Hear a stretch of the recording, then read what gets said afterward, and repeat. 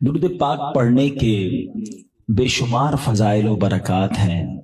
مصطفیٰ جان رحمت صلی اللہ تعالی علیہ وسلم کے بہت سارے فرامین ہمیں فضائل درود میں ملتے ہیں۔ اگر میں آج آپ سے ایک ریکویسٹ کروں یا ایک بات کہوں کہ جناب یہ بتائیے کہ آپ مسلمان ہونے کی حیثیت سے اپنی زندگی میں کیا کیا خواہشات رکھتے ہیں؟ ایک مسلمان اپنی دنیا کیسی دیکھنا چاہتا ہے، اپنی آخرت کیسی دیکھنا چاہتا ہے؟ کبھی اکیلے میں بیٹھ کر لسٹ بنائیں کہ دنیا میں کیا چاہتا ہوں، موت کے وقت کیا چاہتا ہوں، قیامت کو کیا چاہتا ہوں۔ اور اب میں آپ کو کچھ مختلف حدیثوں کا یوں سمجھیے کہ مجموعہ کہہ لیں، عطر کہہ لیں، اس کا خلاصہ کہہ لیں، میں پیش کرنے جا رہا ہوں کہ درود پاک پڑھنے والے کو کیا کیا ملتا ہے۔ علماء بیٹھے ہیں، تقریباً ہر ہی میرے جملے کے پیچھے کوئی حدیث یا کوئی روایت ہوگی، تو آپ کو اندازہ ہو جائے گا کہ یہ کیسا کمال کا وظیفہ ہے۔ میں جو کہتا جاؤں دل خوش ہو تو سبحان اللہ کہتے جائیے گا۔ اگر آپ چاہتے ہیں کہ آپ کی روزی میں برکت ہو تو درود پاک پڑھیے، اگر آپ چاہتے ہیں کہ بیماریاں دور ہو جائیں تو درود پاک پڑھیے، آپ چاہتے ہیں آپ کی ٹینشن ریلیز ہو جائے آپ درود پاک پڑھیے، آپ چاہتے ہیں ذلت و رسوائی سے بچیں تو درود پاک پڑھیے، آپ چاہتے ہیں آپ کی عزتوں میں اضافہ ہو جائے تو درود پاک پڑھیے، آپ چاہتے ہیں کہ مرتے وقت کلمہ نصیب ہو اور نبی پاک کا دیدار ہو جائے تو درود پاک پڑھیے، بلکہ آپ یہ چاہتے ہیں کہ قبر میں بھی نور مصطفیٰ سے میری قبر جگمگائے تو درود پاک پڑھیے، قیامت کے دن نبی پاک کے پرچم تلے اٹھنا چاہتے ہیں تو درود پاک پڑھیے، آقا کے ہاتھوں جام کوثر پینا چاہتے ہیں تو درود پاک پڑھیے، بلکہ سنیے آقا کے ساتھ جنت میں داخل ہونا چاہتے ہیں تو درود پاک پڑھیے، مدینے جانا ہے تو درود پاک پڑھیے، خواب میں سرور کائنات علیہ الصلوۃ والسلام کی زیارت کرنی ہے تو درود پاک پڑھیے۔ مجھے بتائیے کچھ اور بچ گیا ہے زندگی میں؟ اور کچھ چاہیے؟ اور کیا چاہیے ہمیں؟ روزی میں برکت ہو، ذلت و رسوائی سے بچوں، بیماریاں اتر جائیں، ٹینشن ریلیز ہو، اللہ عزتوں میں اضافہ کرے، کلمے والی موت ملے، آقا کا دیدار ہو اور جنت میں بھی نبی پاک ساتھ لے جائیں، جب تک زندہ رہوں مدینے جاتا رہوں۔ اس کے علاوہ تو بچتا ہی کوئی نہیں ہے نا مسلمان کے لیے۔ اب ماشاءاللہ علماء بیٹھے، آپ ان سے پوچھیں کہ یہ ساری فضیلتیں ہیں احادیث میں اور روایات میں درود پاک پڑھنے والے کے لیے موجود ہیں، پھر بھی ہم درود پاک نہیں پڑھتے، پھر بھی ہم اس کو اپنا وظیفہ نہیں بناتے۔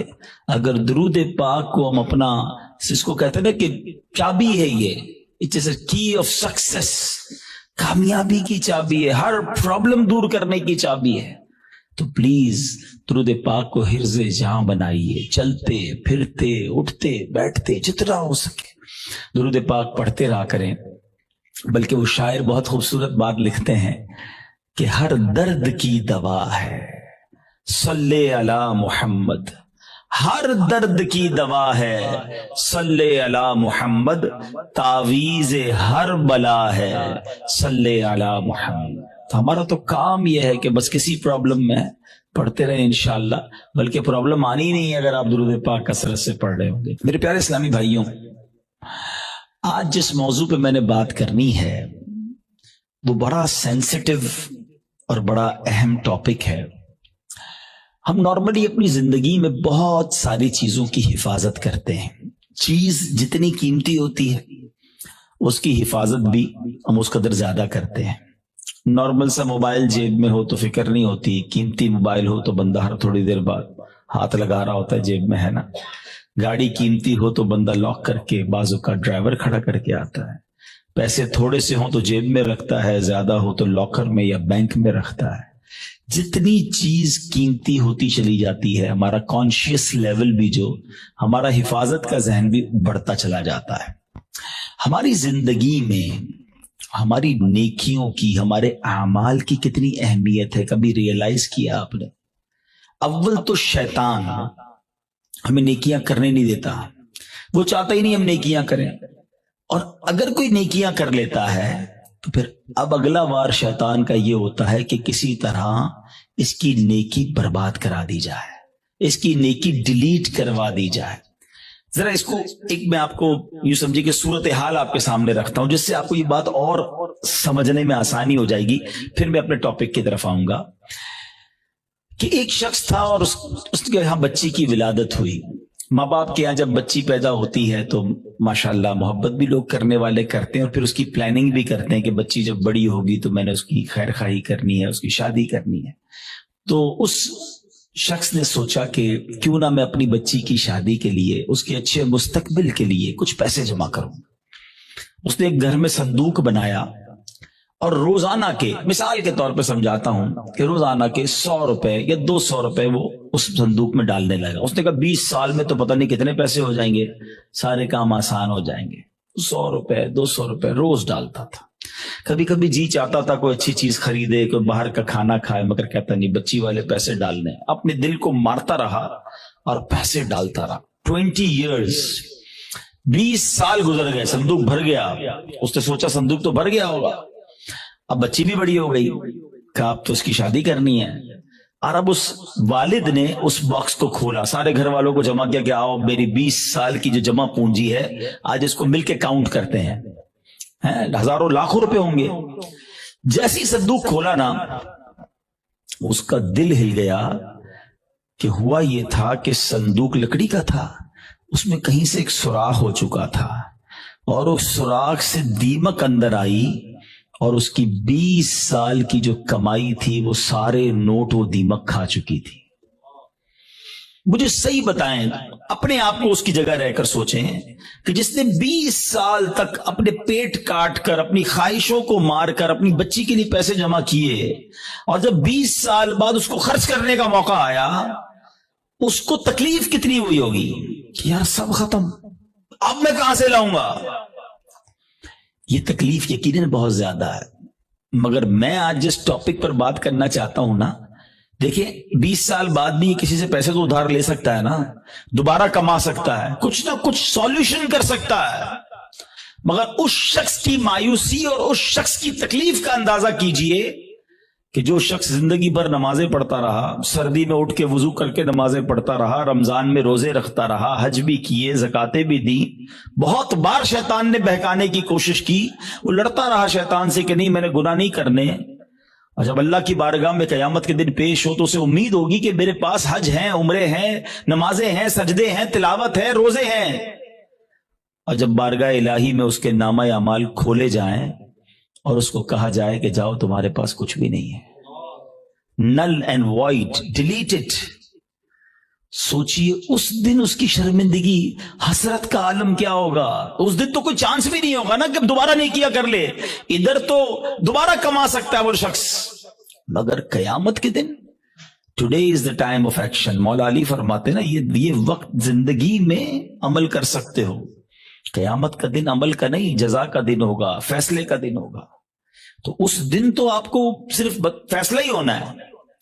تو اب پہلے ریئلائز کر لیجئے کہ یہ کتنا بڑا معاملہ ہے کہ اگر میرے اعمال ہی برباد ہو گئے. اب ہو سکتا ہے کسی کے ذہن میں سوال آئے کہ جناب یہ کون سی بات کر رہے ہیں کہ اعمال کیسے برباد ہو سکتے ہیں؟ نمازیں پڑھی ہیں، روزے رکھے ہیں، کوشش کر کے یہ اعمال کی ہیں. آج کے دور میں نیکی کرنا بھی آسان نہیں ہے. یہی تو میں سمجھانا چاہتا ہوں آج کے بیان میں کہ آج کے دور میں واقعی نیکی کرنا اتنا آسان نہیں ہے. لیکن آپ اتنی مشکل سے نیکی کر بھی رہے ہیں، مگر اس کو سنبھال رہے ہیں کہ نہیں، اس کی حفاظت کر رہے ہیں کہ نہیں، اس کے بارے میں فکر مند ہے کہ نہیں. آپ کو پتا ہے کہ چور کیسے چوری کر کے جا سکتا ہے آپ کی نیکیوں کو. یہی میرا آج کا ٹاپک ہے. اور اب آپ دوبارہ ذہن میں سوال آ رہا ہوگا کہ بھائی بتائیں تو صحیح وہ کون سے اعمال ہیں کہ جن سے نیکیاں برباد. میں قرآن و حدیث سے آج آپ کے سامنے کچھ اعمال ایسے رکھوں گا، کچھ کام ایسے رکھوں گا کہ جس کو کرنے والے کے بارے میں فرمایا کہ اس کے اعمال برباد کر دیے جاتے ہیں. سب سے جس کو کہیں کہ اہم ترین معاملہ پتہ ہے کیا ہے؟ کہ انسان کا ایمان چھن جائے. جس کا ایمان چلا گیا نا، اب اس کا کوئی عمل اس کے کام نہیں آئے گا. چاہے اس کی زندگی سجدوں سے بھری ہوئی ہو، چاہے اس نے بہت نمازیں پڑھی ہوں، ساری زندگی روزے رکھے ہوں، ایمان نہیں تو کچھ بھی نہیں. اور یہ بات قرآن کہتا ہے. اللہ کا کلام کیا فرماتا ہے سنیے. رب کریم قرآن میں ارشاد فرماتا ہے وَمَن يَرْتَدِدْ مِنْكُمْ عَنْ دِينِهِ فَيَمُتْ وَهُوَ كَافِرٌ فَأُولَئِكَ حَبِطَتْ أَعْمَالُهُمْ فِي الدُّنْيَا وَالْآخِرَةِ وَأُولَئِكَ أَصْحَابُ النَّارِ هُمْ فِيهَا خَالِدُونَ. اب اس کا ترجمہ سنو. اور تم میں جو کوئی اپنے دین سے پھرے پھر کافر ہو کر مرے تو ان لوگوں کا کیا اکارت گیا، دنیا میں اور آخرت میں سب ضائع ہو گیا، اور وہ دوزخ والے ہیں، انہیں اس میں ہمیشہ رہنا ہے. ایک بات یاد رکھیے گا، یہ ہمیں بعض اوقات سمجھ نہیں آتی کہ یار بندہ مسلمان ہو کے کافر کیسے ہو سکتا ہے، ایمان والا ہو کے ایمان سے کیسے نکل سکتا ہے. یہ بات تو آپ کو پتا ہے نا کہ دنیا میں سب سے زیادہ جو تیزی سے مذہب پھیل رہا ہے وہ کون سا ہے؟ اسلام ہے. The most growing religion on earth. اس پوری کائنات میں سب سے تیزی سے الحمدللہ اسلام پھیل رہا ہے. لیکن یہ ون وے ٹریفک نہیں ہے کہ اگر کوئی مسلمان ہو سکتا ہے غیر مسلم تو مسلمان بھی اسلام سے خارج ہو سکتا ہے. ٹھیک ہے، ایک حدیث پاک سناتا ہوں تاکہ یہ بات اور کلیئر ہو جائے گی. حدیث پاک کا مضمون ہے نبی پاک علیہ الصلوۃ والسلام نے فرمایا کہ اولاد آدم مختلف طبقات میں، مختلف کیٹیگریز میں پیدا کی گئی ہے. 4 کیٹیگریز، 4 قسم بیان کی نبی پاک نے. فرمایا ایک پہلی قسم وہ ہے کہ بعض مومن پیدا ہوتے ہیں، ایمان والی زندگی گزارتے ہیں، اور ان کا خاتمہ بھی ایمان پر ہوتا ہے. ہم اللہ سے دعا کرتے ہیں کہ اللہ اس کیٹیگری میں ہمیں شامل رکھے، کیونکہ اللہ نے مسلمان ماں باپ دیے، ایمان والی زندگی دی ہے، اللہ ایمان والی موت عطا فرمایا. لیکن سیکنڈ کیٹیگری نبی پاک نے فرمایا کچھ لوگ کافر گھرانے میں پیدا ہوتے ہیں، حالت کفر پر زندہ رہتے ہیں اور حالت کفر پر ہی ان کی موت ہوتی ہے. بہت بڑی تعداد میں ایسے لوگ ہیں جو غیر مسلموں کے یہاں پیدا ہوتے ہیں، کفر والی زندگی گزارتے ہیں، کفر پر بھی مر جاتے ہیں. تیسری کیٹیگری سنو، اللہ کے نبی فرماتے ہیں کچھ لوگ کافر پیدا ہوتے ہیں، کافروں والی زندگی گزارتے ہیں، مگر ان کا خاتمہ ایمان پر ہو جاتا ہے نا. کئی لوگ جو مرنے جو دنیا میں مسلمان ہو رہے ہیں یہ کیا ہے؟ کافر تھے نا، غیر مسلم تھے، کلمہ پڑھا مسلمان ہو گئے. بڑی اچھی بات ہے. مجھے ایک واقعہ یاد آ گیا. ہانگ کانگ میں دعوت اسلامی والے جو تھے وہ ہمارے مبلغین کسی مریض کی عیادت کے لیے ہاسپٹل میں گئے. دعوت اسلامی کے تو طریقہ کار میں بھی شامل ہے اور ہمیں بھی جانا چاہیے، مریض کی عیادت سنت ہے. تو وہ لوگ وہاں عیادت کرنے گئے تو برابر میں بستر پر ایک 70 سال کا ہانگ کانگ میں ایک بوڑھا شخص غیر مسلم وہ بھی لیٹا ہوا تھا، علاج کروانے آیا تھا. جب وہ واپس جانے لگے اس نے اشارہ کیا ذرا ادھر آئیے گا. وہ ادھر گئے تو کہا تم لوگ کون ہو؟ چہرے پہ داڑھی تھی، سر پہ امامہ تھا. کہا مسلمان ہیں. کیوں آئے تھے؟ کہا ہمارا ایک دوست ہے وہ بیمار تھا، اس کو دیکھنے آئے تھے. اچھا مسلمان کیا ہوتا ہے، اسلام کیا ہوتا ہے؟ 7 8 10 منٹ بات چیت ہوئی. اسلامی بھائیوں نے اس کو دعوت دی کہ آپ بھی مسلمان ہو جائیں. ہسپتال کے بستر پر وہ بوڑھا شخص کلمہ پڑھ کر مسلمان ہو گیا. مگر اس سے بڑھ کر جو جس کو کہتا نا ایمان افروز بات یہ تھی کہ اگلے چند گھنٹوں بعد اس کا انتقال بھی ہو گیا. یعنی اس کے مقدر میں ایمان تھا تو اسپتال کے بستر پر بھی اس تک ایمان پہنچ گیا. یہ حدیث کا جو تیسرا حصہ ہے نا، سمجھو کہ کچھ لوگ کافر گھرانے میں پیدا ہوتے ہیں یا کافر ہوتے ہیں، پیدا ہی کافر کفر پر ہوتے ہیں، پوری زندگی کفر پر گزرتی ہے، مگر ان کا خاتمہ ایمان پر ہوتا ہے. اب نبی پاک علیہ الصلوۃ والسلام نے فرمایا چوتھی کیٹیگری یہ وہ لوگ ہوتے ہیں جو مسلمان گھرانے میں پیدا ہوتے ہیں، مومن پیدا ہوتے ہیں، اسلام والی زندگی گزارتے ہیں، مگر ان کا خاتمہ کفر پر ہوتا ہے. یہ چوتھی کیٹیگری ڈرانے والی ہے.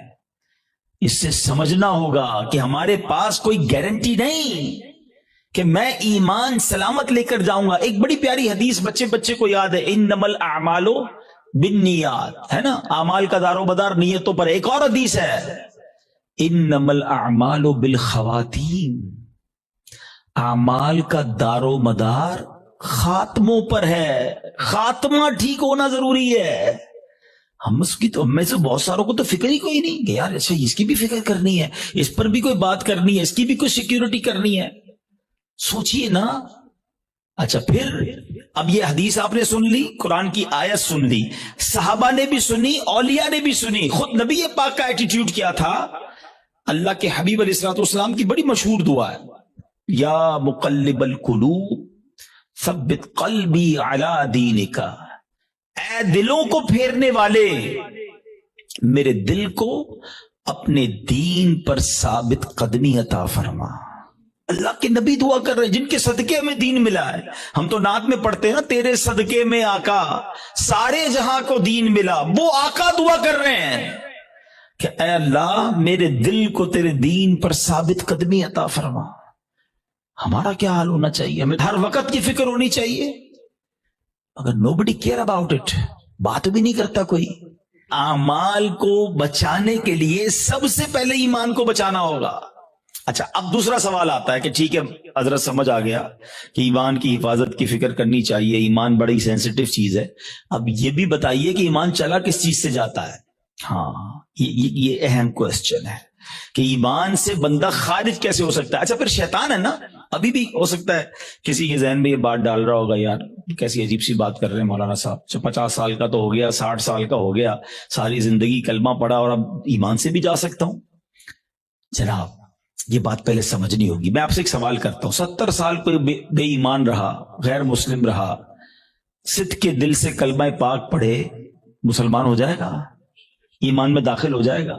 ایک جملہ ہی ہے نا، مگر دل سے کہا 70 سال کی کفر کی زندگی ایک طرف، ایمان میں آتے ہی پچھلے گناہ بھی معاف ہو جاتے ہیں۔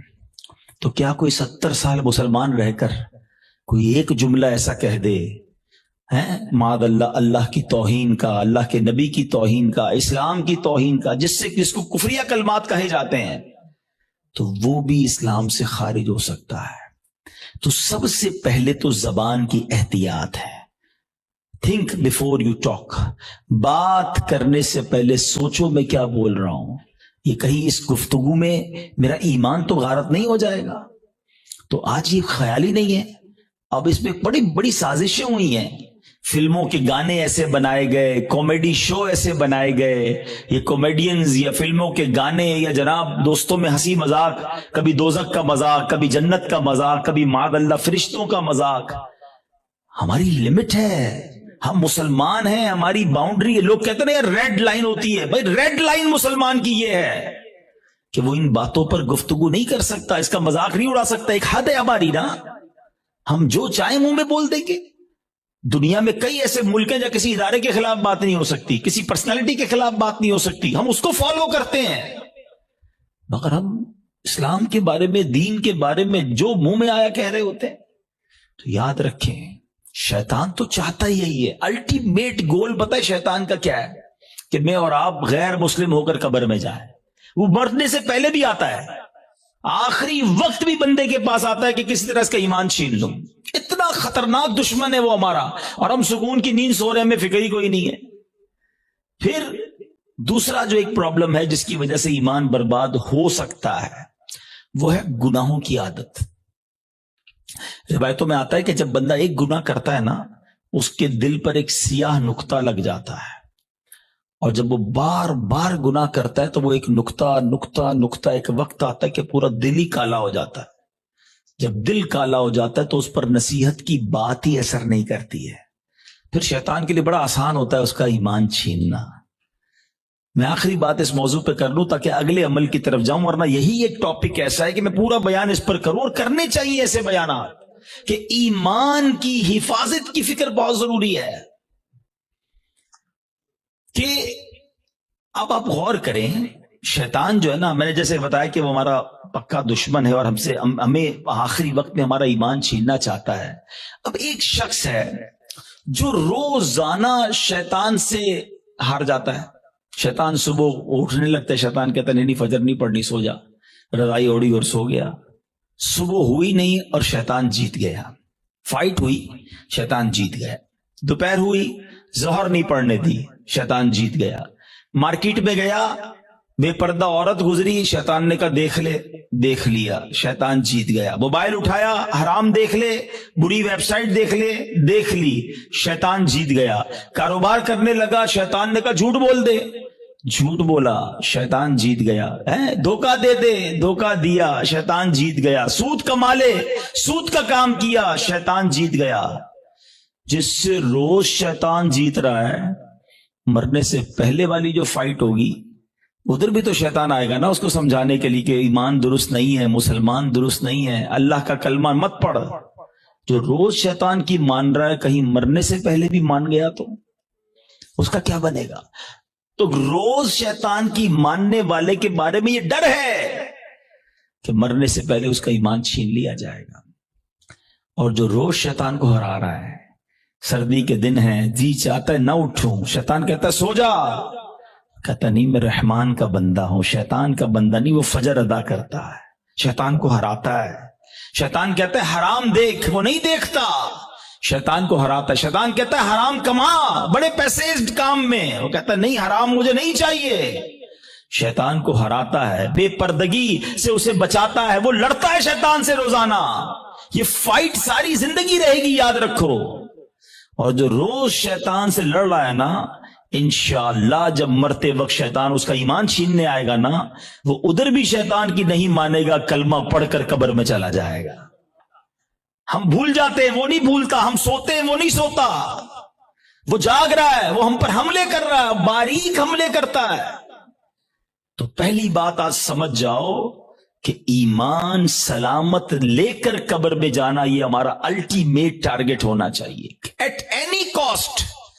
اگر ایمان میرے ہاتھ میں نہیں رہا تو میں تو گیا نا۔ تو ہمیں اس کی فکر بھی کرنی ہے، اس کے لیے دعائیں بھی کرنی ہیں، ہماری نمازوں میں ہماری دعاؤں میں یہ شامل ہونا چاہیے۔ اب بزرگوں کی دعائیں تو پڑھیں نا، نبی پاک کی دعائیں پڑھیں، ایمان کی سلامتی کا وہاں آپ کو ذکر ملے گا، ایمان کی حفاظت کا ذکر ملے گا۔ ہماری دعا کیا ہے؟ یا اللہ کاروبار میں برکت دے دے، صحت میں برکت دے دے، بڑا بنگلہ مل جائے، نوکری مل جائے۔ میں نہیں کہتا اللہ سے مت مانگو، اللہ کے سوا کس سے مانگیں گے؟ مگر آخرت بھی تو مانگو نا۔ قرآنی دعاؤں کو پڑھیں، اللہم ربنا آتنا فی الدنیا حسنہ، مگر فوراً کیا ہے؟ وفی الآخرۃ حسنہ، پھر آگے وقنا عذاب النار، اب میں عذاب جہنم سے بھی بچا۔ تو اللہ کرے کہ ہم اپنے ایمان کی حفاظت کی فکر کرنے والے بن جائیں۔ ایک اور عمل، اللہ اکبر، وہ اتنا عام ہو گیا ہے کہ جس کی وجہ سے بھی اعمال برباد ہوتے ہیں، اور وہ عمل کیا ہے؟ حدیث پاک سناتا ہوں۔ اللہ کے حبیب علیہ الصلوۃ والسلام فرماتے ہیں، اور وہ عمل یہ ہے کہ بندہ کسی سے حسد کرے۔ اچھا، حسد نیکیوں کے ساتھ پتہ کیا کرتا ہے؟ نبی پاک فرماتے ہیں ایاکم والحسد فإن الحسد یأکل الحسنات کما تأکل النار الحطب۔ اللہ کے حبیب فرماتے ہیں حسد سے بچو، وہ نیکیوں کو اس طرح کھا جاتا ہے جیسے آگ خشک لکڑی کو کھا جاتی ہے۔ اب میں مثال دیتا ہوں، آپ نے لکڑی جلائی اور آگ جلائی اس پر، تھوڑی دیر بعد لکڑی کا کیا حال ہوگا؟ ختم نا، خاک ہو جائے گی۔ یہ پتہ کیا کرتے ہیں جو حسد کرنے والے ہوتے؟ سارا دن نمازیں پڑھی، روزے رکھے، صدقے کیے، رات آئی آگ لگائی اور سارے اعمال برباد کر دیے۔ یہ نیکیوں کو برباد کرنے والا کام ہے۔ اور حسد، اللہ اکبر، آج اتنا عام ہو چکا ہے، ہر دوسرے آدمی کو دوسرے سے حسد ہے، بلکہ بھائی کو بھائی سے حسد، بہن کو بہن سے حسد ہو گیا ہے۔ نبی پاک علیہ الصلوۃ والسلام فرماتے ہیں حسد سے بچو، کیونکہ حسد ایمان کو مونڈ دینے والا کام ہے۔ ایک اور حدیث پاک میں آتا ہے حسد ایمان کو ایسے برباد کرتا ہے، حدیث پاک کا مضمون ہے جیسے سرکہ ایلوا شہد کو برباد کر دیتا ہے۔ اب سرکے کو شہد میں ڈالے، شہد کا کیا حال ہوگا؟ فرمایا یہ ایمان برباد کرنے والی بیماری ہے۔ مگر آج کوئی کسی کو خوشحال دیکھنے کے لیے تیار ہی نہیں ہے۔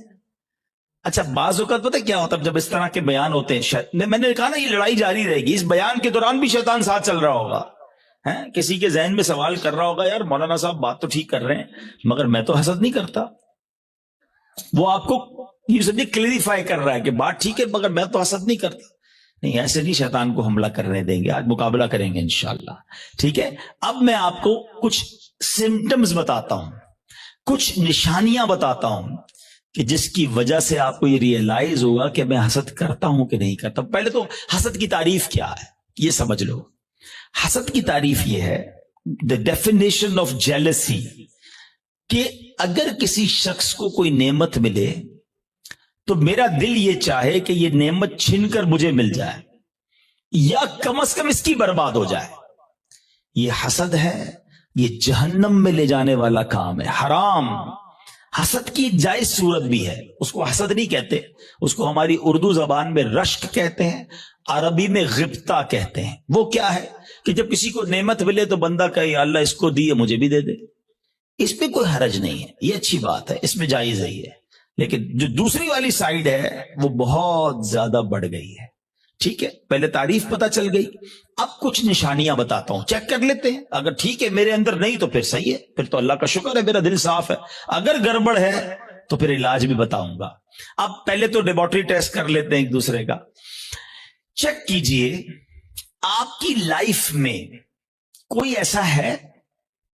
اچھا یہ ایک اور پہلے بات بتا دوں، حسد جو ہے نا ہوتا ہی اس سے جس کو ہم جانتے ہیں، جس سے تعلق ہوتا ہے. جس سے تعلق نہیں اس سے حسد نہیں ہوتا.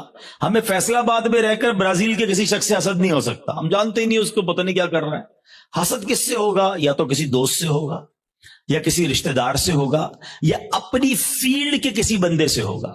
آپ کاروبار کرتے ہیں نا، کسی کاروباری اپنے کسی کاروباری سے ہو جائے گا، اپنے کسی رشتہ دار سے ہو جائے گا، اپنے کسی دوست سے، اپنے کسی قریب پڑوسی سے ہو سکتا ہے، جس کو آپ جس کے ساتھ آپ کا انٹریکشن ہے نا، آپ اس سے حسد کر سکتے ہیں. اب چیک یہ کرنا ہے کہ میں کسی سے حسد کرتا ہوں کہ نہیں. ٹھیک ہے، میں نے آپ کو باؤنڈری بتا دی ہے. اب میرا لیبارٹری ٹیسٹ کہہ لیں، مدری لیبارٹری ٹیسٹ کرتا ہوں. اب میں آپ کو 2-3 ایگزامپلز بتاتا ہوں. اپنے آپ سے خود ہی سوال کریں، مجھے جواب نہیں دینا، آپ نے اپنے آپ سے ہی سوال کرنا ہے. پہلا سوال، دنیا میں کوئی ایک بندہ ایسا ہے، یا عورت بھی ہو سکتی ہے، رشتہ دار بھی ہو سکتی ہے، کہ یار جب بھی اسے کوئی خوشی ملتی ہے نا، نعمت ملتی ہے، ترقی ملتی ہے، دولت ملتی ہے، شہرت ملتی ہے، تو مجھے پرابلم ہوتا ہے، مجھے مزہ نہیں آتا. پہلا سوال اپنے دل میں جواب رکھیے گا، مجھے مت بتائیے گا. دوسرا سوال، کوئی ایسا ہے کہ جب اس کی تعریف میرے سامنے ہوتی ہے تو مجھے ذرا بھی مزہ نہیں آتا. میں کہتا ہوں کوئی اور بات کرو نا یار، اس کا ذکر کیوں کر رہے ہو؟ ایسا ہوتا ہے نا کبھی کبھی ہمارے سامنے کسی کی تعریف کرتے ہیں، وہ بھائی نہیں یار ان کا کاروبار بہت آگے بڑھ گیا، یار وہ تو بڑے مشہور ہو گئے، ہاں ان کو تو بڑے لوگ عزت دیتے ہیں، یار اس کی بات چھوڑو یار، کوئی اور بات کرو. اگر کوئی ایسا ہے کہ اس کے بارے میں جب مجھ سے کوئی بات کرتا ہے اور یہاں پین فیل ہوتا ہے، میں بات بدلتا ہوں. دس از دا سیکنڈ کوسچن. ٹھیک ہے، یہ دوسرا ٹیسٹ ہے. اب تیسرا ٹیسٹ ہے، کوئی ایسا ہے کہ جب اس کا نقصان ہو جائے، بدنام ہو جائے، اس کا پیسہ برباد ہو جائے، معاذ اللہ اس کی فیکٹری میں آگ لگ جائے، اس کا گھر تباہ ہو جائے، یا اس کے گھرانے میں کوئی جھگڑا ہو جائے، اس کی فیملی تتر بتر ہو جائے، تو اندر ہی اندر خوشی ہوتی ہے، ہاں یار اب مزہ آیا، ہاں میں تو چاہتا ہی یہی تھا یہ برباد ہو جائے. These are the 3 symptoms. یہ 3 سوال ہیں آپ سے، جواب مجھے کوئی نہ دے، اپنے دل سے پوچھو. اگر کسی کے بارے میں ان تینوں میں سے کوئی ایک بھی کیفیت ہے نا، تو پھر حسد اور کس کو کہتے ہیں؟ جناب آپ بیمار ہو چکے ہیں، ڈاکٹر کہتا ہے نا آپ کے ٹیسٹ کے بعد شوگر ہو گئی ہے بھائی، بلڈ پریشر ہو گیا، اب ہن احتیاط کرو. تو تسی ہن احتیاط کرو، تواڈے دل وچ حسد آ گیا ہے. اگر ان تینوں میں سے کوئی ایک بات کا جواب ہاں میں آ رہا ہے، اور کوئی بندہ یا کوئی رشتہ دار عورت یا فیملی کا کوئی ممبر ذہن میں آ رہا ہے، آپ کو پتا ہے اتنا مکار ہے شیطان، بہن کو بہن سے حسد کرا دیتا ہے. کیسے؟ ایک بہن خوشحال ہے اپنے سسرال میں، دوسری بیچاری غریب ہے، اب اس کے دل میں ڈال دے گا یہ ترقی کر رہی ہے، میں پیچھے رہ گئی، برباد. نیکیاں پر اچھا جس سے حسد کر رہے ہیں نا، ہم اس کا بگاڑ کچھ نہیں سکتے. ایک اور بات سن لینا، آج حسد اتنی خطرناک بیماری ہے کہ حسد ہو گیا تو جل خود ہی رہا ہوں میں، اس کا کچھ نہیں بگڑ رہا، وہ ترقی کیے جا رہا ہے، نہ رات کو نیند آ رہی ہے، اسی کے بارے میں سوچی جا رہا ہوں، دل الگ جل رہا ہے. قیامت کی آگ تو الگ ہے، ابھی سے دل جل رہا ہے. یہ اتنی خطرناک بیماری ہے. حسد کے دنیاوی سمٹمز بتاؤں آپ کو. ہمیں بہت سارے لوگ ملتے ہیں، آ کر کان میں کہتے ہیں، کبھی پرچی دیتے ہیں، نیند نہیں آتی، سکون نہیں ہے، میں سوچتا بہت ہوں. جس کو بھی یہ پرابلم ہے نا، چیک کر لے اس نے کسی نہ کسی کا حسد پالا ہوا ہے. کیونکہ وہ ترقی کیے جا رہا ہے، تمہاری نیند اڑتی جا رہی ہے، تم سوچتے ہی اس کے بارے میں ہو، پرابلم ہوتی ہے یار، ایک اور فیکٹری، ایک اور بنگلہ لے لیا، ایک اور کوٹھی لے لی، ایک اور گاڑی لے لی. ارے بھائی لے لی تو تمہیں کیا پرابلم ہے؟ اتنی خطرناک یہ بیماری ہے کہ چین نہیں لینے دیتی بندے کو. یہ سوچئے گا، یعنی اس کے دنیاوی نقصان بھی ہے نا. میں اپنی فیملی سے ڈسٹرب ہو گیا، میں اپنی لائف سے ڈسٹرب ہو گیا کیونکہ میں نے کسی کا حسد دل میں پال لیا. یار اس کو تو میرے محلے میں کوئی نہیں جانتا تھا، آج یہ پوری دنیا میں پاپولر ہو گیا، اس کو اتنی عزت کیسے مل گئی؟ میں بھی تو ایک اچھا. یہ پتہ ہے صرف عام لوگوں میں نہیں، یہ علماء میں حسد ہو جاتا ہے، نعت خوانوں میں آپس میں حسد ہو جائے گا. جو جس فیلڈ کا ہوگا نا، ہم جس فیلڈ کے، ہمیں اپنی فیلڈ والے سے حسد ہو سکتا ہے. اچھا اس کا بیان اتنا اچھا ہو گیا، اس کی آواز اتنی اچھی ہو گئی. شیطان مردود کہ کوئی خوبصورت ہوتا ہے اس سے حسد ہو جاتا ہے. بہت ساری چیزوں سے حسد ہوتا ہے، دولت سے، شہرت سے، خوبصورتی سے، طاقت سے، اقتدار سے، کوئی بھی نعمت ملے. اچھا اب سمر ٹیسٹ ہو گیا، لیبورٹری ٹیسٹ کا رزلٹ اپنے پاس ہی رکھیے گا، ٹھیک ہے؟ اب خدا نہ خواستہ میرے کسی بھائی کو اگر حسد ہو گیا ہے تو اس کو کلیریفائی کرنے کا طریقہ بھی بتا دیتا ہوں، اس کا علاج بھی بتا دیتا ہوں. اس کا علاج یہ ہے کہ سب سے پہلے تو آپ یہ ریئلائز کریں کہ مجھے حسد کس سے ہوا ہے. اچھا حسد کس سے ہوا اور کیوں ہوا ہے؟ کسی کے مال سے ہو جاتا ہے، کسی کی خوبصورتی سے ہو جاتا ہے، کسی کی شہرت سے ہو جاتا ہے، واٹ ایور کوئی ریزن ہوگا نا، وہ ریزن پہلے آپ ریئلائز کر لیں. پہلا طریقہ یہ ہے، پہلا علاج یہ ہے کہ آپ اللہ سے دعا کریں کہ اللہ میرے دل کو حسد سے پاک کر دے، میرے دل کو گندگی سے پاک کر دے، دل کی ساری بیماریوں سے پاک کر دے. ایک تو دعا ہے، اللہ کریم ہے، قبول فرما لے گا تو دل پاک ہو جائے گا. دوسرا دعا میں اس بندے کو بھی شامل کر لیں کہ اللہ اس کے مال میں اور برکت دے دے. اگر وہ اس کے حسن سے پرابلم ہے، اللہ اس کے حسن میں اور برکت دے دے. اس کی شہرت سے پرابلم ہے، اللہ اس کی شہرت میں اور برکت دے دے. ہاں ہے یہ تھوڑا مشکل، یہ اینٹی بائیوٹک ہے نا، علاج ہو رہا ہے نا. اب آپ جب کسی کے لیے دعا کریں گے نا کہ یا اللہ اس کے مال میں اور برکت دے دے، اور تھوڑے دنوں بعد آپ کو کوئی بندہ آ کے بتائے گا یار اس کی ایک اور فیکٹری لگ گئی، تو آپ کہیں گے میں بھی تو دعا کرتا تھا پر لگنی تھی فیکٹری. تیسرا طریقہ ایک اور ہے حسد سے نکلنے کا، کہ جس سے حسد ہوا ہے نا اس کو تحفہ دے. حدیث پاک کا مضمون ہے تحفہ دو محبت بڑھے گی. ہاں لیکن یہ بتا کے مت دینا کہ بھائی تیرے سے حسد ہو گیا تھا تحفہ لے کر آئے ہوں، مولانا صاحب نے کہا تو، اور گل خراب ہو جائے گی. تو بتانا نہیں اس کو، ہاں بتانا چلے اس کو. اچھا ایک بات اور سمجھ لو آپ، جس سے حسد ہوا ہے نا اس کو کوئی پرابلم نہیں ہے، پرابلم مجھے ہے، ٹھیک مجھے ہونا ہے. اس کو تو شاید نیکیاں مل رہی ہوں گی اگر کوئی اس کے بارے میں غیبت کر رہا ہے، بدگمانیاں کر رہا ہے. ہمیں اپنا علاج کرنا ہے. میرے اعمال بڑے تھوڑے ہیں. وہ شاعر کہتے ہیں نفس بدکار نے دل پر یہ قیامت توڑی، عمل نیک کیا بھی تو چھپانے نہ دیا. ایک تو نیکی ہوئی نہیں، ہوئی تو بچائی نہیں. تو دو باتیں ہو گئی آج کے بیان میں، ایمان کی حفاظت اور اپنے آپ کو حسد سے بچانا ہے. ایک اور عمل بڑا خطرناک ہے اور اس کو شرک اصغر کہا گیا، اور وہ بڑا باریک ہے، شیطان کا ایسا خطرناک وار ہے کہ پتہ بھی نہیں چلنے دیتا، اور وہ ہے ریاکاری. اچھا ریاکاری کیا ہے؟ دکھلاوا. بندے کو بڑا جی چاہتا ہے یار میں نیکی کروں نا، پتا تو چلے میں نے کیا کیا ہے، یار کمال ہے، اتنا اتنا اتنا چندہ دیا اور کوئی اعلان ہی نہیں، اتنے سجدے کیے، پتہ ہی نہیں کسی کو کہ کمرے کے اندر جا کے کتنے نفل پڑھتا ہوں، تہجد پڑھتا ہوں. تو اب نیکی کر، پہلے تو مشہور تھا نیکی کر دریا میں ڈال، اب تو نیکی کر فیس بک پہ ڈال، ہر چیز سوشل میڈیا پہ ڈالنی ہے. تو یہ جو دل کی چاہت ہے نا اندر سے، یہ سمجھو یہ بڑا باریک وار ہے. اور احادیث میں ریاکاری کے بارے میں اس قدر شدید روایتیں ہیں کہ اللہ کے حبیب علیہ الصلوۃ والسلام فرماتے ہیں کہ جب لوگ اپنے اعمال لے کر آئیں گے نا اللہ کی بارگاہ میں، اگین وہی والی بات، باکس والی بات یاد ہے نا کہ باکس کھولا تو کچھ نہیں. ریاکار جب اللہ کی بارگاہ میں اعمال لے کر آئیں گے تو ریاکاروں سے کہا جائے گا ان کے پاس جاؤ جن کے لیے تم ریاکاری کرتے تھے، انہی سے جا کے اپنا اجر لے لو. اللہ فرمائے گا میرے پاس کچھ بھی نہیں ہے، لوگوں کو دکھانا تھا نا، جاؤ ان سے جا کے لے لو اجر. ہمارا کیا ہوگا اگر ہمارے روزے، ہمارے حج، ہمارے عمرے، ہمارے صدقے اگر یہ کہہ دیا گیا؟ اور یہ اتنا باریک وار ہے شیطان کا کہ پتہ بھی نہیں چلتا، کہیں نہ کہیں بہانے سے ہم سے وہ ریاکاری کراتا ہے. وہ مشہور حدیث آپ نے کئی بار سنی ہوگی کہ قیامت کے دن اللہ کی بارگاہ میں سب سے پہلے ایک شہید کا فیصلہ ہوگا. اس سے کہا جائے گا تو نے کیا کیا؟ اللہ فرمائے گا میں نے تجھے اتنی نعمتیں دی. وہ مانے گا یا اللہ ہاں مجھے نعمتیں ملی. حدیث کا خلاصہ ہے اللہ فرمائے گا تو نے کیا کیا؟ کہا یا اللہ میں نے تیری راہ میں جہاد کیا, لڑتے لڑتے شہید ہو گیا, جان دے دی تیری بارگاہ میں. یعنی آپ سوچو یار, جان دینے سے بڑھ کر تو کچھ نہیں ہے نا. مگر اللہ کی طرف سے کیا ارشاد ہوگا؟ تو جھوٹا ہے, تو نے اس لیے یہ عمل کیا کہ تجھے بہادر کہا جائے, مجاہد کہا جائے, تجھے کہہ لیا گیا. اے فرشتوں اس کو جہنم میں ڈال دو. شہید جہنم میں. کیوں؟ نیت اللہ کی رضا کی نہیں تھی نا, شہرت کی تھی, لوگوں کو پتا چلے. اب اللہ کی بارگاہ میں ایک سخی لایا جائے گا.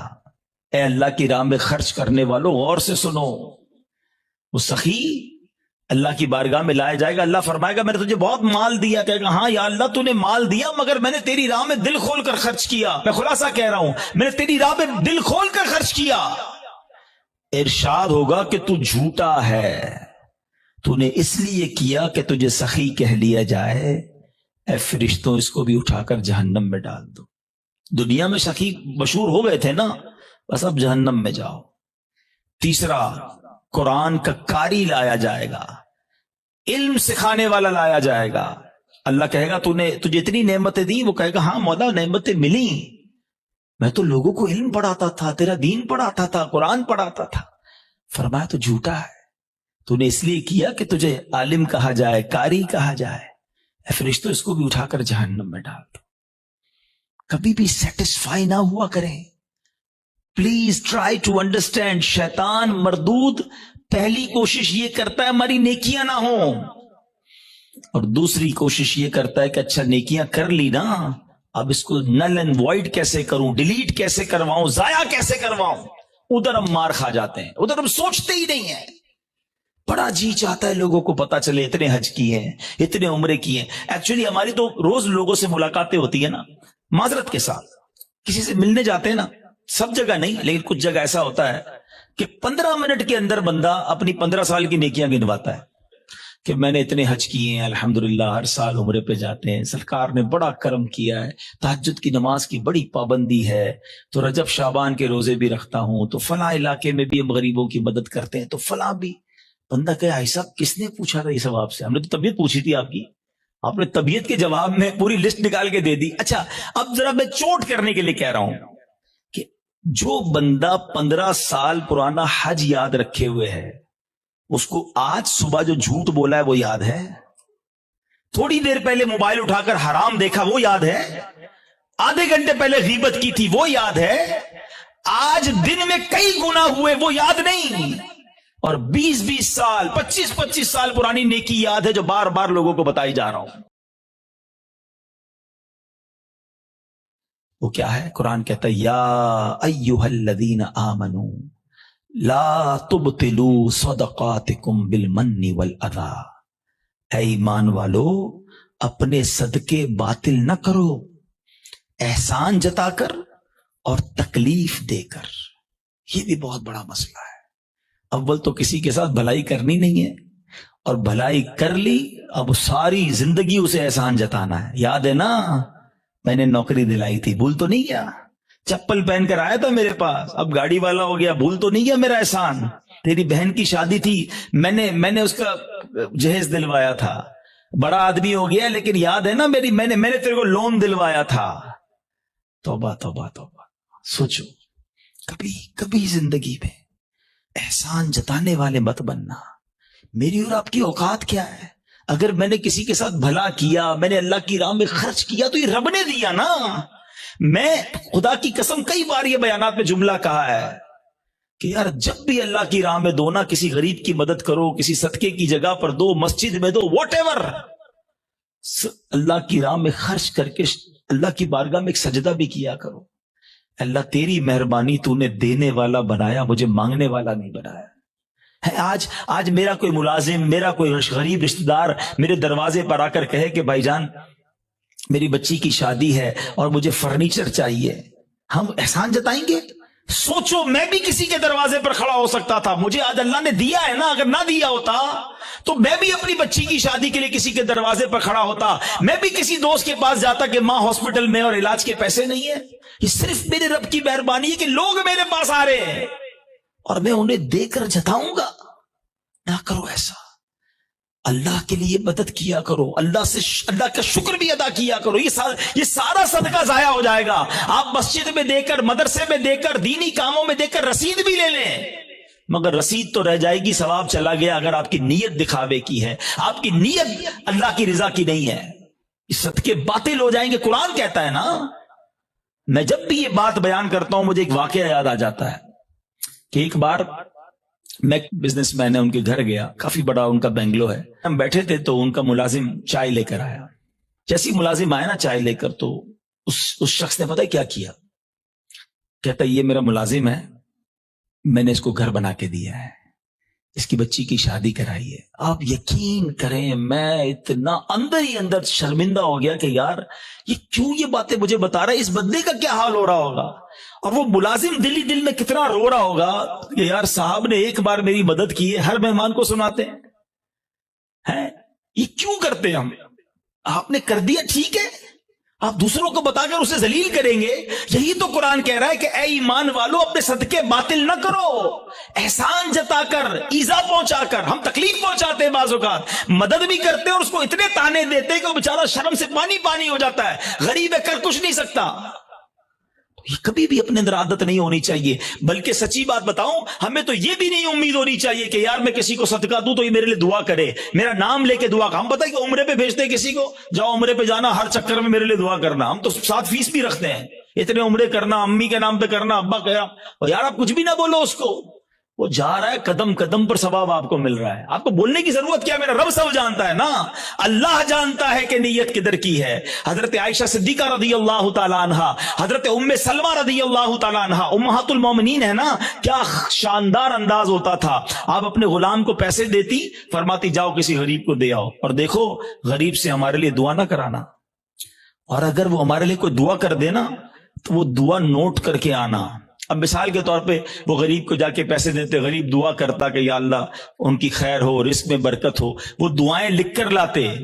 اور حضرت ام سلمہ اور بی بی عائشہ ہاتھ اٹھا کر اس فقیر کے لیے وہی دعائیں کیا کرتی جو انہوں نے ان کے لیے کی تھی, اور فرماتی دعا کا بدلہ دعا ہو جائے, اجر اللہ سے لینا ہے. سبحان اللہ, کیا انداز ہے. صدقہ کریں, اللہ کی راہ میں خرچ کرو, مگر ایسے کرو کہ دائیں ہاتھ سے خرچ کرو, بائیں ہاتھ کو پتہ نہ چلے. وہی سوال اگین, ایسے کتنے اعمال ہیں میرے اور آپ کے پاس کہ میں جانوں اور میرا رب جانے. ہاں یقیناً کچھ نیکیاں ایسی ہوتی ہیں جو کھل کے کرنی چاہیے اور اس نیت سے کرنی چاہیے کہ لوگ کریں, لیکن دل کی کیفیت اپنے آپ سے پوچھ لیں.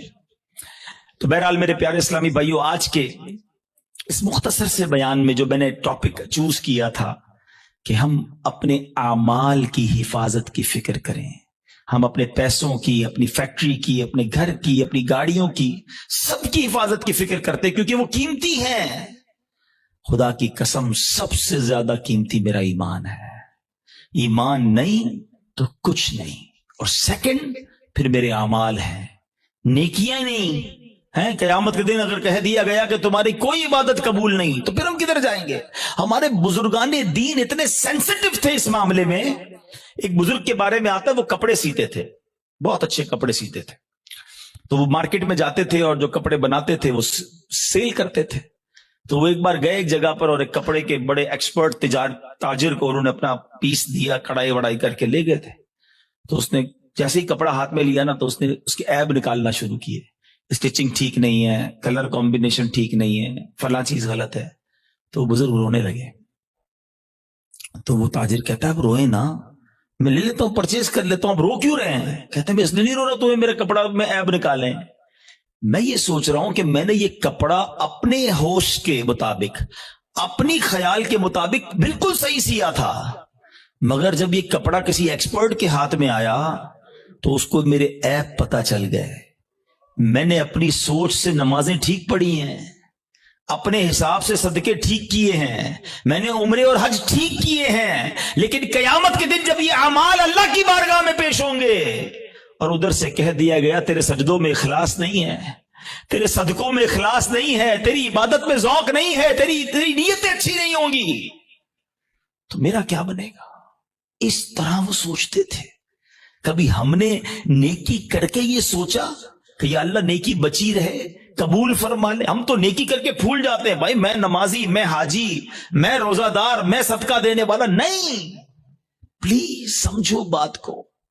ہم نے کئی ایسے واقعات پڑھے ہیں کہ جو بڑے بڑے نامور اس زمانے کے جناب مستجاب الدعوات ہوا کرتے تھے، جب شیطان غالب آیا، نفس غالب آیا، لالچ غالب آئی تو ایمان بھی ہاتھ سے چلا گیا۔ بلم بن باعورہ کا واقعہ کس کو نہیں پتا؟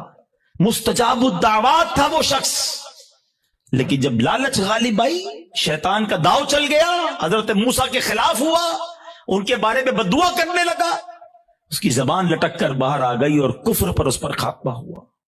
ہمیں ڈرنا ہے، دعائیں مانگنی ہے، اور یہ خوف ہمیں صحابہ میں نظر آتا ہے۔ ہاں، سیدنا ابو بکر صدیق، حضرت عثمان غنی، حضرت مولا علی، بی بی فاطمہ، بی بی عائشہ رضی اللہ عنہ، ان کے واقعات تو پڑھے۔ یہ تنکا اٹھا کر کہا کرتے تھے کاش میں تنکا ہوتا انسان نہ ہوتا۔ کیوں کہتے تھے؟ کہ اللہ کی بارگاہ میں پیش ہوا اور وہاں میرا ایمان نہ چلا جائے، میرے اعمال برباد نہ ہو جائیں۔ تو بہرحال میرے پیارے اسلامی بھائیوں، یہ فکر میں آج کے بیان میں پیش کرنا چاہتا تھا۔ حسد سے بچنا ہے، نیت کر لیں انشاءاللہ۔ ہم نے احسان جتانے سے اور دکھلاوے سے بچنا ہے، خود پسندی سے بچنا ہے، اور سب سے مین جو پہلا میرا ٹاپک تھا، ایمان کی حفاظت کی فکر کرنی ہے۔ ایمان کے ڈاکو گھوم رہے ہیں، یقین کریں، اور وہ ایسا ڈاکو ہے شیطان کے نظر بھی نہیں آتا۔ اور ڈاکو تو نظر آتے نا، پولیس والا آپ کھڑا کر لیں گے، آپ کو دل کے آگے پیچھے پہرے دار بٹھانے ہوں گے۔ پہرے دار کون ہیں؟ آپ نے نماز پڑھ کے پہرے دار بٹھانا ہوگا، آپ نے کلمہ پاک کا ورد کرنا ہوگا۔ اچھا، یہ بھی بڑا پرابلم ہے، سب کی تمنا کیا ہے؟ یا اللہ مرنے سے پہلے، مرتے وقت کیا نصیب کرنا؟ کلمہ نصیب کرنا۔ آج دن میں کتنی بار کلمہ پڑھا ہے؟ یہ چیک کرو نا۔ مرتے وقت سب کو کلمہ چاہیے، زندگی میں پڑھو نا۔ اور یہ بات بڑی عجیب بتانے جا رہا ہوں، ایک بزرگ کا جملہ میں بھولتا نہیں ہوں۔ وہ کہتے ہیں اپنی زبان کو کلمے کا عادی بناؤ، تاکہ جس دن زبانیں بھاری پڑیں گی اس دن تمہاری زبان سے کلمہ جاری ہو جائے۔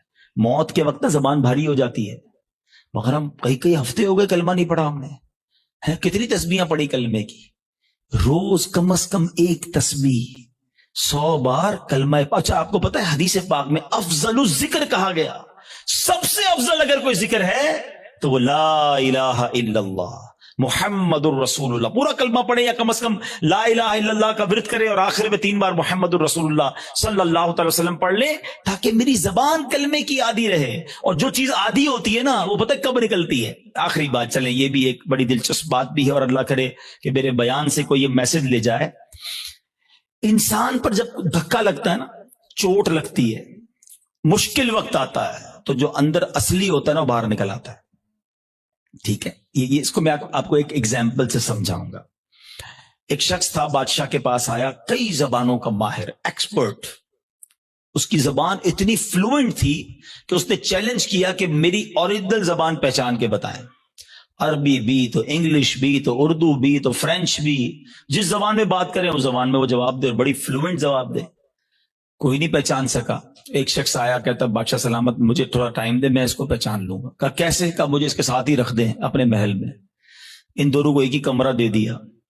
صبح ہوئی تو وہ بندہ کمرے سے باہر نکلا، جب سیڑھیوں پہ آیا تو پیچھے سے اس نے دھکا دے دیا، وہ لڑکھڑاتا ہوا نیچے گرا، اور اب اس کو برا بھلا کہنا شروع کر دیا، گالیاں نکالنا شروع کر دی۔ کہا بادشاہ سلامت، جس زبان میں گالیاں دے رہے نا، یہ اس کی اصل زبان ہے۔ جب بندے کو جھٹکا لگتا ہے نا تو اس کا اصل باہر آتا ہے۔ اس کو اور آسان سمجھا دیتا ہوں۔ کوئی سالن لے کر، پیالہ لے کر ہمارے قریب سے گزرے، اس کو ٹھوکر لگے گی تو برتن سے کیا نکلے گا؟ سالن گرے گا نا۔ اور اگر کوئی پانی کا پیالہ لے کے جا رہا ہے، اس کو ٹھوکر لگائیں گے تو کیا گرے گا؟ تو جو ٹھوکر لگتی ہے نا، جو اندر ہوتا ہے نا، وہی باہر نکلتا ہے۔ اب مثال دیتا ہوں، آپ موٹر سائیکل پہ جا رہے ہیں، گاڑی پہ جا رہے ہیں، اچانک بریک لگا، ایکسیڈنٹ ہونے سے بچے آپ، کیا نکلا زبان سے؟ کچھ لوگوں کی زبان سے اس وقت گالی نکلتی ہے، اور کچھ لوگوں کی زبان سے ماشاءاللہ اس وقت بھی یا رسول اللہ نکلتا ہے، لا الہ الا اللہ نکلتا ہے، یا غوث اعظم نکلتا ہے۔ کیوں؟ اندر اچھا بھرا ہوا ہے، جب جھٹکا لگانا تو اندر والا باہر آ گیا۔ اور ہم نے دیکھا ہے اس وقت کئی ایسے لوگ ہوتے ہیں جن کی زبان سے اس وقت بھی گالی نکلتی ہے، بری بات نکلتی ہے، ارے تیری تو، کیوں؟ اندر گندا بھرا ہوا ہے۔ اپنے برتن کو صاف رکھنا، موت کے وقت ایک جھٹکا لگنا ہے، اور جب جھٹکا لگے نا تو میری زبان کلمہ پڑھ لے، میری زبان میرے آقا کا نام لے لے، میری زبان درود پاک پڑھ لے۔ اندر اچھا ہونا چاہیے، بری محفلیں چھوڑ دو، برے دوست چھوڑ دو، ورنہ یہ گندگی بھر جائے گی دل میں۔ اور روزانہ کم از کم 100 بار نیت کرو کہ کلمہ پاک پڑھیں گے انشاءاللہ۔ ہاں، ابھی کلمہ پڑھتے رہو تاکہ مشکل وقت جب آئے، جب سکرات کے وقت زبان بھاری ہو جائے تو میری زبان کلمہ پڑھنے والی بن جائے۔ تو انشاءاللہ کلمے کے عادی بن جاؤ، اور ایسے دوستوں سے بچو، ایسی محفلوں سے بچو جہاں کفریہ باتیں کی جاتی ہیں۔ میرے رضا نے تو 100 سال پہلے کہہ دیا تھا کہ سونا جنگل، رات اندھیری، چھائی بدلی کالی ہے، سونے والو جاگتے رہیو، چوروں کی رکھوالی ہے۔ اور چور بھی کیسا ہے شیطان؟ آنکھ سے کاجل صاف چرا لے، یا وہ چور بلا کے ہیں، تیری گٹھڑی تاکی ہے اور تو نے نیند نکالی ہے۔ تیرا ایمان چھیننے آیا ہے اور تو سو رہا ہے، تجھے فکر ہی نہیں۔ تو بہرحال الحمدللہ دعوت اسلامی کے اس پیارے ماحول میں ہمیں